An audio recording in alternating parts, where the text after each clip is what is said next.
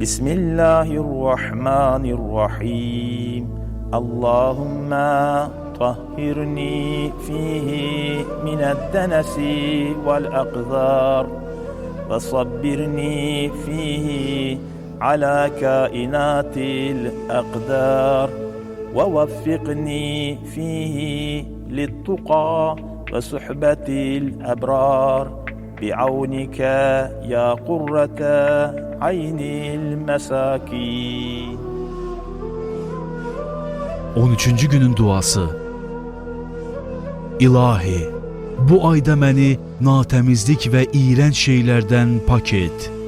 Alın yazısı ilə məni bu ayda olacaqlara səbirli et və öz köməyinlə məni bu ayda təqvaya və əməl-i salih insanlarla dostluğa müvəffəq et. Ey miskinlərin gözlərinin işığı Allah!